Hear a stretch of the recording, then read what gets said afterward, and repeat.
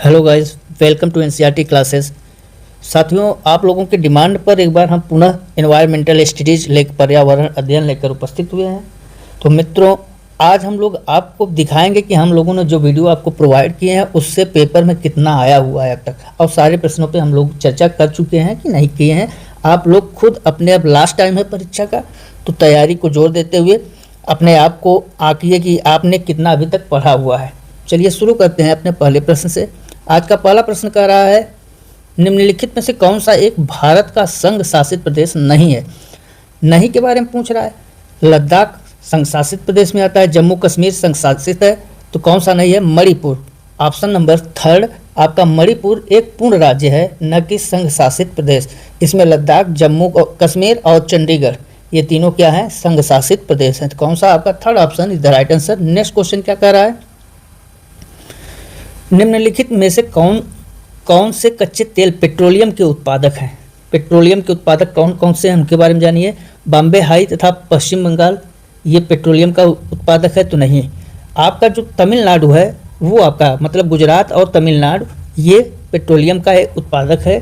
यहाँ पर जो है इसका जो तटीय क्षेत्र है गुजरात, असम और तमिलनाडु, ये पेट्रोलियम के उत्पादक माने जाते हैं, अर्थात कच्चे तेल के उत्पादक। तो कौन सा आपका? Third option is the right answer. Next question, हमारे देश का संविधान निम्नलिखित में से किसके नेतृत्व में बनाया गया था। मोहनदास करमचंद गांधी नहीं, सरदार वल्लभ भाई पटेल भी नहीं है। कौन है? डॉक्टर भीमराव अंबेडकर। इन्हें संविधान का जनक भी कहा जाता है। क्या कहा जाता है? संविधान का जनक। और ये जो प्रारूप समिति है, प्रारूप समिति के अध्यक्ष भी थे। क्या थे? प्रारूप समिति के अध्यक्ष, ड्राफ्टिंग कमेटी। नेक्स्ट क्वेश्चन आपका क्या कह रहा है, पौधों के लिए किए जाने वाले नीचे दिए गए कार्यों पर विचार कीजिए। अब यहाँ पर देखिए, आपको पौधों को सहारा देना, ह्यूमस प्रदान करना, भोजन संचित या भंडारण करना, पानी और खनिजों को अवशोषित करना। सबसे पहले आप क्या करेंगे? पौधे को सहारा देंगे, बिल्कुल आपका सही है। फिर आप क्या करेंगे? ह्यूमस प्रदान करना। ह्यूमस क्यों प्रदान करेंगे? तो आपका ये नहीं है। भोजन संचित करना बिल्कुल सही है, और पानी और खनिजों को अवशोषित करना, तो ये भी आपका सही है। कौन सा? ए, सी और डी। ए सी डी ऑप्शन किस में है? ए सी डी ऑप्शन आपका 4 नंबर में दिख रहा है, इसलिए 4 option is the right answer. Next question आपका है पोचमपल्ली। अब पोचमपल्ली के बारे में आपको नहीं बताया गया है। पोचमपल्ली भारत के दक्षिण राज्य का एक कस्बा है, सही है, बताया भी गया है। ऐसा प्रश्न, जो सुंदरता से डिजाइन की गई चमकदार रंगों की पोचमपल्ली साड़ियों और विशेष प्रकार की बुनाई, जिसे भी हम पोचमपल्ली ही कहते हैं, के लिए प्रसिद्ध है। यह कस्बा अब किस राज्य में है? देखिए, पहले ये किसका था? पहले दक्षिण भारत का एक राज्य था। ये पोचमपल्ली आपका तेलंगाना के अंतर्गत आता है। किसके अंतर्गत? तेलंगाना। अब ऑप्शन में देखिए कौन सा ऑप्शन है तेलंगाना के लिए, तो C option, third option Telangana के लिए। ये सीटेट का मैं पेपर हल करा रहा हूँ। अब देखिए आप किस ढंग से सवाल, ये सारे सवाल हम लोग जिक्र कर चुके हैं, इनके बारे में बता चुके हैं। कौन सा आपका? थर्ड ऑप्शन सही हो जाएगा। नेक्स्ट क्वेश्चन, नेक्स्ट है, निम्नलिखित में से खाद्य पदार्थों के समूह को चुनिए जिसके प्रत्येक सदस्य लौह तत्व प्रचुर मात्रा में होता है। अब देखिए, गुड़ में लौह तत्व होता है तो नहीं। आंवला, टमाटर। देखिए, आंवला में तो होता है, आंवला में आयरन होता है, तो ये आपका गलत। आंवला, पालक, गुड़। अब यहाँ पर देखिए, आंवला, पालक, गुड़, यहाँ टमाटर में जो है नहीं होता, गुड़ और आंवला में होता है। आंवला, पालक, गुड़, यहाँ तीनों में होता है, इसलिए आपका कौन सा हो जाएगा? 2 ऑप्शन सही हो जाएंगे। ये जो आयरन है, आयरन से आपको लौह तत्व से क्या मिलता है, क्या फ़ायदा है? इससे जो खून की कमी होती है, खून की कमी, एनीमिया रोग जिसे हम लोग कहते हैं, खून की कमी, या इसी को हम लोग एनीमिया रोग कहते हैं, ये एनीमिया रोग नहीं हो पाता है। इसके लिए आयरन की गोली, डॉक्टर सलाह देते हैं कि आयरन की गोली खाइए या तो फिर आयरन से युक्त सब्जियां खाइए। तो कौन सा होगा आपका? आंवला, पालक, गुड़, सेकेंड ऑप्शन सही है। नेक्स्ट क्वेश्चन क्या कह रहा है, निम्नलिखित में से पक्षियों का वह समूह जिसका प्रत्येक सदस्य हमारी तुलना में 4 गुनी अधिक दूरी की वस्तुओं को स्पष्ट देख सकने योग्य है। अब आपको पता है कि सबसे अधिक दूरी से कौन देख पाता है? चील। तो एक चीज़ आप पकड़िए, चील। जब चील आपने देखा कि सबसे ज़्यादा दूर देखते हैं, तो आपका चील 2 ऑप्शन में मिल रहा है। तो 2 ऑप्शन तो ऑलरेडी आपने कर दिया। अब 3 4 में एक सही होगा। अब आपको पता है कि सबसे ज़्यादा दूर गिद्ध भी देखता है। अब इसमें गिद्ध है नहीं, तो आपका कौन 4 option is the right answer. इस ढंग से आपको पहचानना होता है उत्तर को अपने। कौवा चील बुलबुल था, बाज चील गिद्ध था, तो बाज चील गिद्ध तीनों की नज़र बहुत तीव्र होती है। वे बहुत ऊंचाई पर अगर हैं तब भी जमीन पर अपना शिकार देख लेते हैं। तो कौन सा आपका 4 ऑप्शन सही हो जाएगा। नेक्स्ट क्वेश्चन क्या कह रहा है, नीचे दिए गए किस एक राज्य के ग्रामीण लोग अपने ढालू छत वाले लकड़ी के मकान मजबूत बांस के खंभों पर धरती से 3 से 3.5 मीटर की ऊंचाई पर बनाते हैं। अब यहाँ पर दिया हुआ है ऑप्शन क्या, लकड़ी के मकान जो बांस के बनाए जाते हैं कहाँ, राजस्थान, लद्दाख, तो दोनों जगह नहीं, कौन सा, असम। कितना सरल सवाल है, एकदम आपसे हलवा सवाल जिसको कहते हैं वो सवाल पूछ रहा है। तो असम, क्यों ये लकड़ी के मकान वहाँ क्यों बनाए जाते हैं, उसका रीज़न है कि असम में बहुत ज़्यादा बारिश होती है, इसलिए लोग ग्रामीण लोग बाढ़ से बचने के लिए क्या करते हैं, बांस के मजबूत खंभों पे अपना घर बनाते हैं। कौन सा, 3rd ऑप्शन सही हो जाएगा। नेक्स्ट क्वेश्चन आपका कह रहा है,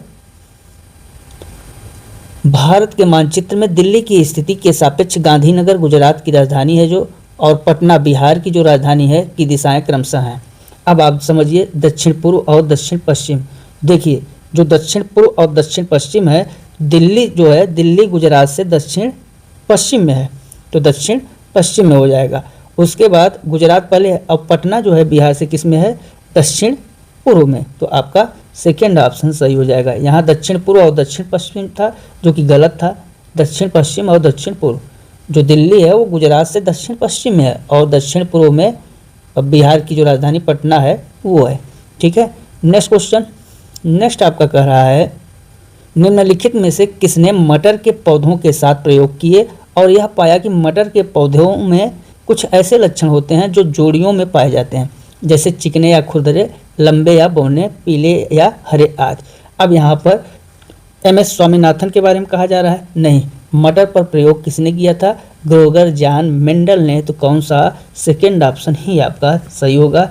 इनको जो है अनुवांशिकी का जनक भी कहा जाता है, इसका अनुवांशिकी का जनक, तो जानते रहिए मेंडल थे, इन्होंने मटर पर प्रयोग किया था और वंशानुगत गुणों के नियम दिए थे। नेक्स्ट क्वेश्चन, नेक्स्ट आपका है, निम्नलिखित में से कौन सा NCF 2005 के अनुसार EVS पाठ्यक्रम में सुझाए गए 6 विषयों में से एक है। अब 6 प्रमुख विषय थे EVS में, उसमें एक है पाठ्यक्रम में पदार्थ नहीं, प्राकृतिक संसाधन भी नहीं, चीज़ें जो हम बनाते हैं और करते हैं, बिल्कुल 3rd ऑप्शन आपका सही है। ये आपका किसमें है, EVS के पाठ्यक्रम में है। नेक्स्ट क्वेश्चन, नेक्स्ट है, उपख्यान अभिलेखों में क्या नहीं दर्ज करना चाहिए, नहीं पे आप हाईलाइट करिए। अब मुख्य रूप से समस्याग्रस्त स्थितियों की पहचान करना है, बिल्कुल आप कर सकते हैं इसको। उपख्यान अभिलेखों में आप, उपख्यान अभिलेख किसे कहते हैं पता है, एनेक्डोटल रिकॉर्ड्स। तो एनेक्डोटल रिकॉर्ड्स के बारे में हम लोगों ने इंग्लिश में ही चर्चा किया है। अब यहाँ क्या है, मुख्य रूप से समस्याग्रस्त स्थितियों को पहचान करना कर सकते हैं, और निर्णय वाले कथनों को लिखना ये भी आप कर सकते हैं। तो कौन सा, A और B दोनों सही है।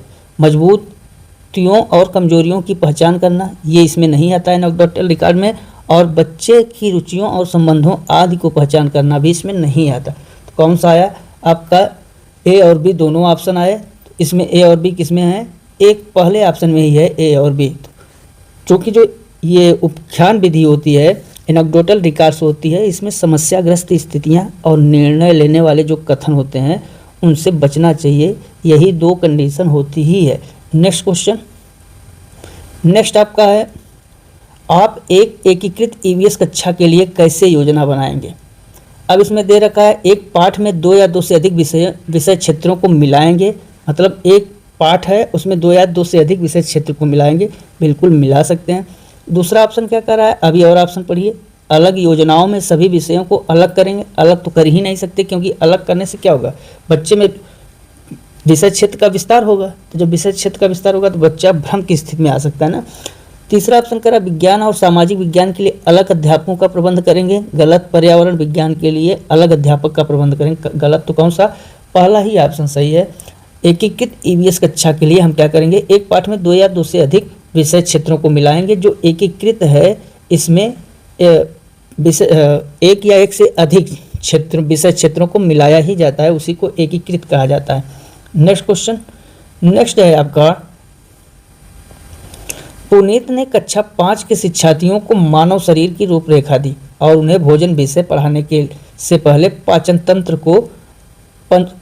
को बनाने को कहा। पुनीत चाहता था, परीक्षण करना चाहता था कि शिक्षार्थी नामांकित आरेख बना सकता है, नहीं। पाचन से, दूसरा ऑप्शन करा, पाचन से संबंधित शिक्षार्थियों के विचारों को प्राप्त करना चाहता था। बिल्कुल सही है, क्योंकि जो पुनीत है वो छात्रों के जो विचार हैं पाचन से संबंधित उसके बारे में जानना चाहता था कि छात्र क्या सोच रहे हैं, कैसे सोच रहे हैं और कहाँ सोच रहे हैं। उनमें जो गलतियां होती फिर उसको बताता, इससे बच्चे में क्या होता, विकास होता बच्चे का। इसलिए कौन सा आपका सेकंड ऑप्शन सही है। थर्ड ऑप्शन क्या करा, अच्छे ड्राइंग कौशल, ये भी गलत। पाचन की प्रक्रिया, शिक्षार्थियों का मूल्यांकन करना भी गलत। कौन सा, विचारों के लिए पुनीत ने ऐसा कार्य किया। नेक्स्ट क्वेश्चन आपका, निम्नलिखित में से क्या रचनात्मक आकलन के संबंध में सही नहीं है। रचनात्मक आकलन मतलब फॉर्मेटिव असेसमेंट दे रहा है कि रिपोर्ट कार्ड के प्रत्येक तिमाही में इसकी सूचना दी जानी है। अब देखिए नहीं से संबंधित कर रहा है तो हमें नहीं के बारे में करना है। अब इसमें जो रचनात्मक आकलन होता है उसमें प्रत्येक तिमाही में इसकी सूचना दी जानी है रिपोर्ट कार्ड में, ऐसा नहीं है। अधिगम को बी ऑप्शन भी देख लेते हैं। अधिगम को सुदृढ़ करने के लिए यह अध्यापक को समय पर कार्यवाही करने में मदद करता है, ये रचनात्मक मूल्यांकन के अंतर्गत आता है। इसको छात्रों की प्रगति की निगरानी करनी है, ये भी आता है। और बच्चे के सीखने की कोई भी जानकारी रचनात्मक आकलन में मदद कर सकती है, ये तीनों आते हैं। मतलब कौन सा आपका उत्तर सही है, तो आपका ए ऑप्शन, पहला ही ऑप्शन सही है, क्योंकि यहाँ नहीं पूछा है। तो हमेशा एक चीज़ ध्यान दीजिएगा, पेपर में जो प्रश्न होता है उसमें नहीं, असत्य, ये तुरंत हाईलाइट कर लिया करिए, फिर आप पकड़ पाएंगे क्या पूछ रहा है। कभी कभी आता हुआ प्रश्न नहीं के चक्कर में आप लोग गलत कर देते हैं। नेक्स्ट क्वेश्चन, स्मिता अपने शिक्षार्थियों को कार्य से संबंधित लैंगिक विषमता और रूढ़िवादी छवियों के प्रति संवेदनशील करना चाहती है। स्मिता को निम्नलिखित में अपनी कक्षा में क्या करना चाहिए। अब ऑप्शन दे रखा है कि रूढ़िवादी मॉडलों को छात्रों को प्रस्तुत करें, तो ये कहाँ से अच्छी बात है कि रूढ़िवादी मॉडलों को प्रस्तुत करें, तो आपका गलत। विभिन्न प्रकार के कार्यों के फ्लैश कार्ड दिखाएं, ये भी नहीं सही है, केवल है इसलिए गलत हो गया। अब यहाँ पर दे रखा है चौथा ऑप्शन, एक छात्र की माँ को कक्षा में आमंत्रित करें जो ऑटो चालक है, तो ये इससे संबंधित क्या होगा, बस इतना ही है। अब देखिए आपका 3 तो गलत ही हो चुका है, तो कौन सा यही सही होगा। अब इसमें जो ये एक छात्र की माँ को कक्षा में आमंत्रित करें जो ऑटो चालक है, ये किस लिए है, इससे संबंधित समझिए पहले। इससे क्या होगा, इससे ये होगा कि स्मिता जो है जब आमंत्रित करेंगे अब किसी माँ को, छात्र के माँ को, तो उससे क्या होगा, बच्चों को ये मतलब बच्चों को पता चले कि महिलाएं भी पुरुष की तरह काम कर सकती हैं, ये पता चलेगा। और यही आपका रूढ़िवादी छवियों के प्रति संवेदनशील का सबसे अच्छा उदाहरण माना जाएगा, क्योंकि लड़कों को, बच्चों को क्या लगता है पुरुष ही ऑटो चालक है, लेकिन अगर कोई महिला ऑटो चालक हो गई तो इससे क्या होगा, उनका रूढ़िवादिता कम होगी कि नहीं होगी। तो ये होता है आपका कौन सा, 4 ऑप्शन सही है। नेक्स्ट क्वेश्चन क्या कर रहा है, नेक्स्ट क्वेश्चन कर रहा है कक्षा 5 के समयन आमतौर पर अपना दिया हुआ कक्षा का कार्य नहीं करते हैं। मुद्दे को हल करने का सबसे अच्छा उपाय हो सकता है। कार्य नहीं करते हैं तो हल करने का उपाय बताइए। पहला ऑप्शन दे रखा है उसकी कठिनाइयों का पता लगाने और उसके अनुसार कक्षा कार्य को समायोजित करने के लिए उससे बात करें, सबसे सटीक ऑप्शन है। अभी दूसरा ऑप्शन भी पढ़ लें, किसी दूसरे बच्चे को उसकी कक्षा के कार्य को पूरा करने मदद। इससे पहला बच्चा क्या सीख पाएगा अगर दूसरा ही पूरा कर देगा, तो ये गलत है। माता पिता से बात करें और उन्हें सलाह दें। माता पिता से बात करने से बच्चा में कोई व्यवहार में अंतर नहीं होगा, इसलिए ये भी गलत है। उसे वैकल्पिक और आसान गृह दें, इससे अच्छा यही है उसके कठिनाई के स्तर का पता लगाया जाए और उसके अनुसार कक्षा कार्य को समायोजित करने के लिए उससे बात किया जाए। कौन सा, फर्स्ट ऑप्शन ही आपका सही है। नेक्स्ट क्वेश्चन आपका, नेक्स्ट क्वेश्चन कह रखा है मुस्कान ने परिवहन में डीजल वाहनों का उपयोग निषिद्ध होना चाहिए विषय पर एक वाद विवाद का आयोजन किया। कौन, मुस्कान टीचर है जो, वो परिवहन में डीजल वाहनों का उपयोग निषिद्ध होना चाहिए विषय पर एक वाद विवाद का आयोजन किया। मुस्कान जो है मुस्कान के द्वारा विषय पर कक्षा में वाद विवाद के आयोजन का उद्देश्य क्या था? अब आयोजन का उद्देश्य क्या हो सकता है, आप लोग बताइए। आयोजन का उद्देश्य हो सकता है कि वह पहला ऑप्शन पढ़ते हैं फिर हम लोग चर्चा करते हैं। वह पूरी तरह से परिवहन में डीजल वाहनों पर प्रतिबंध लगाने की आवश्यकता पर और छात्रों को संवेदनशील बनाना चाहती थी। तो इससे जो है डीजल के वाहनों को बंद करने की ज़रूरत ही क्या थी? डायरेक्ट डीजल को बंद किया जाए तो वाहन ऑटोमेटिक डीजल के बंद हो जाएंगे। तो आपका एक ऑप्शन गलत हो जाएगा। यहाँ छात्रों के विचारों को जानने और उन्हें सही करने में मदद करेगा, ये भी नहीं। ये कुछ हद तक सही है लेकिन अभी हम नहीं मान रहे हैं। वह आधुनिक वाहनों के उपयोग के लाभों पर छात्रों को संवेदनशील बनाना चाहती है, ये तो नहीं हो सकता। फोर्थ ऑप्शन है इस मुद्दे पर छात्रों को कई दृष्टिकोणों की सराहना करने में। अब यहाँ दृष्टिकोण की बात कर रहा है।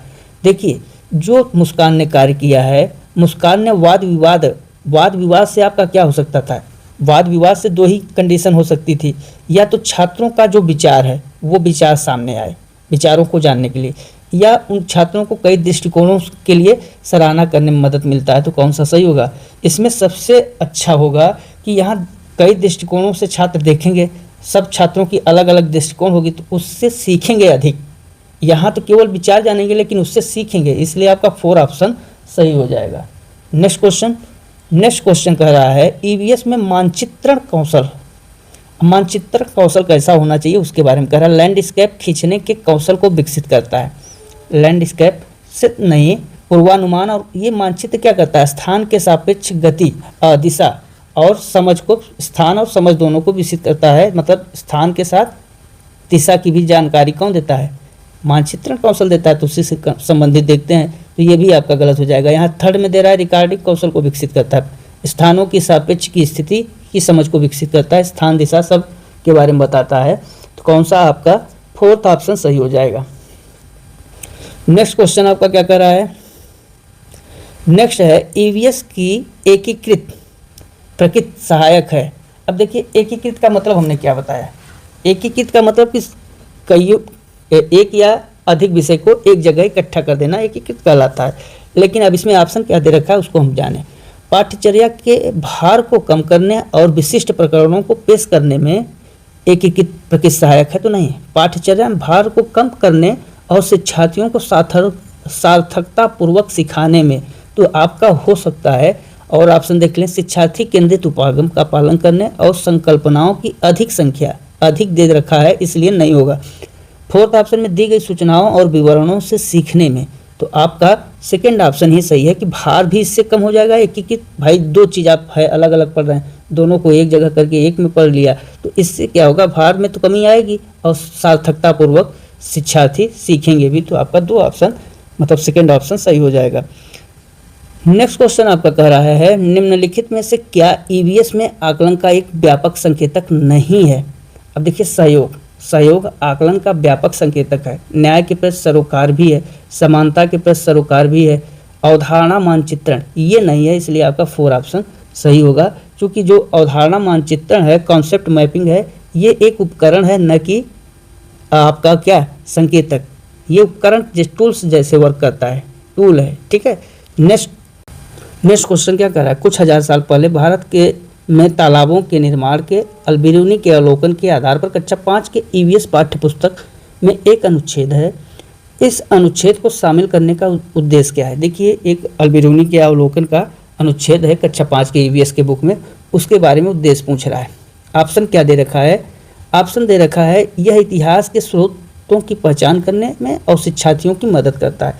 सही है, यह शिक्षार्थियों को उनके अवलोकनों और रिकॉर्डिंग में सुधार करने में मदद करता है। ये भी आपका सही है।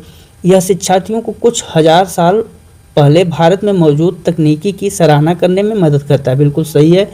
यह शिक्षार्थियों को इतिहास में साक्ष्य की भूमिका की सराहना करने में मदद करता है। नहीं, ये नहीं सही है। कौन सा? ABC तीनों सही हैं। तो कौन सा ऑप्शन होगा?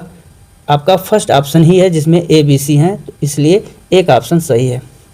अगला नेक्स्ट क्वेश्चन कह रहा है अपनी कक्षा में 50 से अधिक छात्रों के साथ वाणी उन्हें एक ऐसी गतिविधि में जोड़ना चाहती है जिसमें सीखने को बढ़ाने के लिए अधिकतम संख्या इंद्रियां शामिल हों।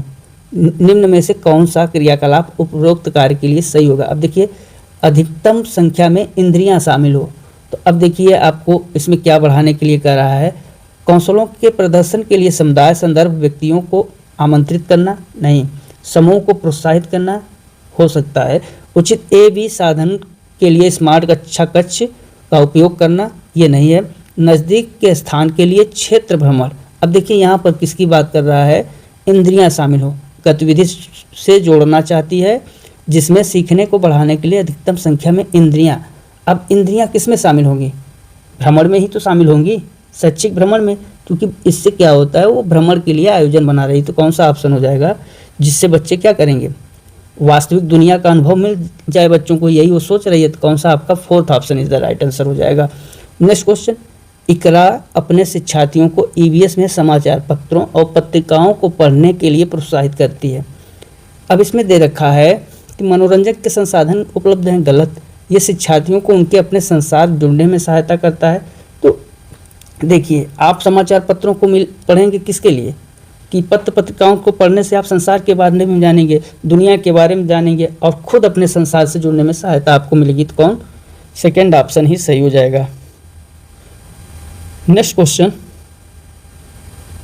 क्वेश्चन है आपका, पर्यावरण अध्ययन में प्रश्न करने को एक युक्ति के रूप में उपयोग किया जाता है।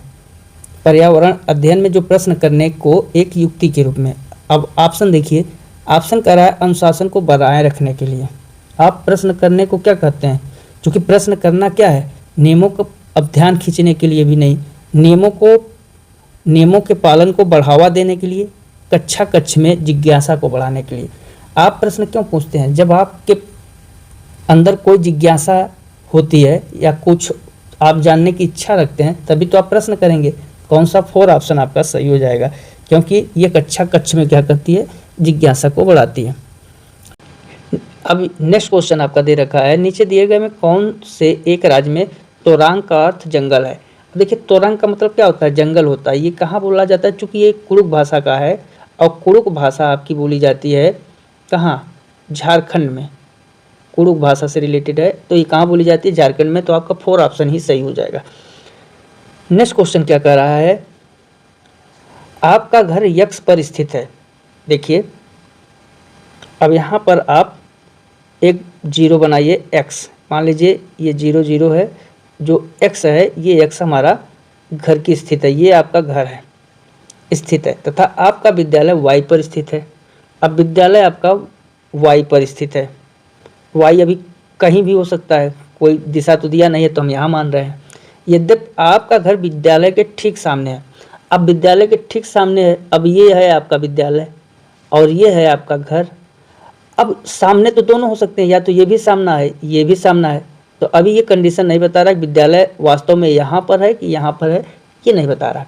परंतु बीच में व्यस्त राजमार्ग होने के कारण आप सीधे नहीं जा सकते हैं। अब देखिए यहाँ पे बीच में क्या है, राजमार्ग है, तो आप इधर भी राजमार्ग हो सकता है बीच में और यहाँ भी राजमार्ग हो सकता है, जिससे आप सीधे नहीं जा सकते, आपको घूम के ही जाना होगा। अतः जा सकते हैं, अतः पहले आप ठीक दक्षिण में 125 मीटर दूर जाएंगे। अब जब आपका घर समझिए इस पॉइंट पे है, तो यहाँ से दक्षिण आपको कौन सा पड़ेगा, यही पड़ेगा। तो 125 मीटर आप दक्षिण जा रहे हैं। फिर ठीक पूर्व में 100 मीटर लंबा सुरंग पथ पार करते हैं। अब पूर्व, अब यहाँ से पूर्व क्या पड़ेगा आपको, ये पूर्व पड़ेगा। इधर आप 100 मीटर जा रहे हैं, ये 125 मीटर और ये 100 मीटर। अंत में आप ठीक उत्तर में 125 मीटर की दूरी पर वाई पर अपने विद्यालय पहुँचते हैं।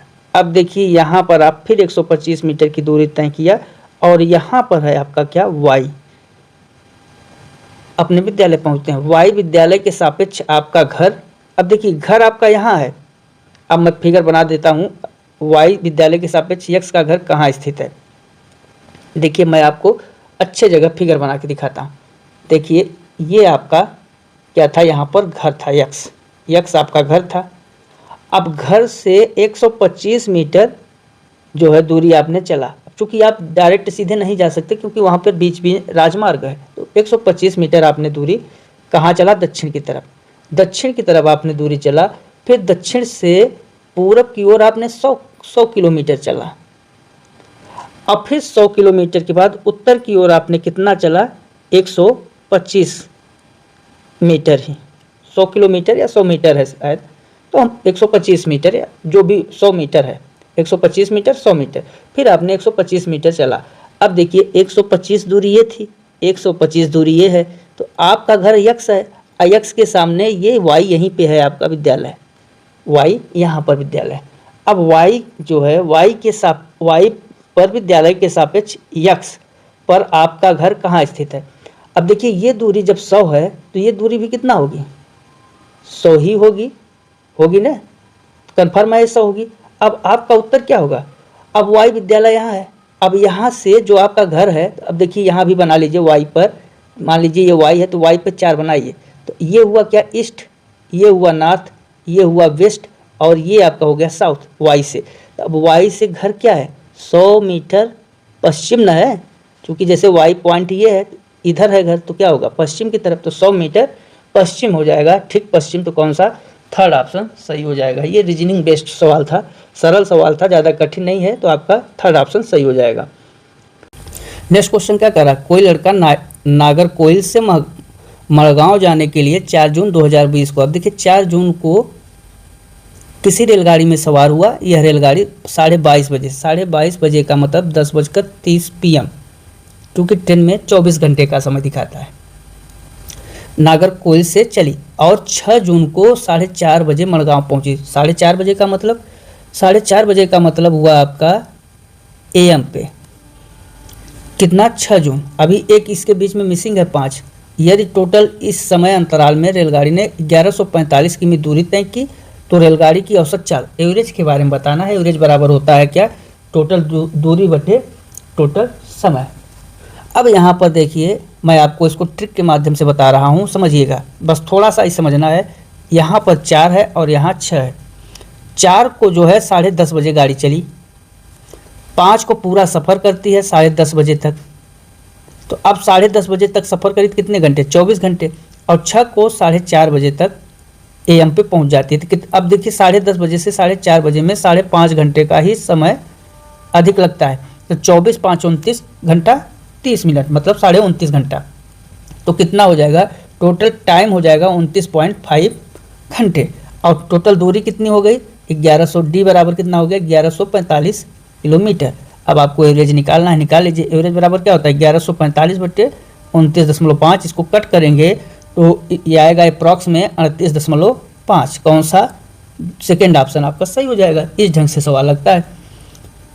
नेक्स्ट क्वेश्चन आपका क्या कर रहा है, नीचे दिया गया कौन सा कथन मधुमक्खियों और छत्तों के विषय में सही नहीं है। सही नहीं पूछ रहा है, तो नहीं के बारे में आपको बताना है। प्रत्येक छत्ते में एक रानी मक्खी होती है जो अंडे देती है, बिल्कुल सही है, आप लोगों को पढ़ाया गया। नर मक्खियाँ छत्तों के लिए अत्यंत महत्वपूर्ण होती हैं, छत्तों के लिए नहीं महत्वपूर्ण होती हैं, रानी मक्खी महत्वपूर्ण होती है, इसलिए आपका यही आपका सही नहीं है। कौन सा, सेकेंड ऑप्शन ही सही नहीं है।